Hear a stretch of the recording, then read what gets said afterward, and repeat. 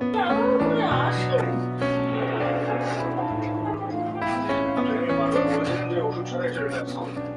সেটা যদি করে তাহলে এসেছে কোনোদিন যদি আমাকে এখানে থেকে যেতে হয় তাহলে তোমাকে না খেয়ে থাকতে হবে।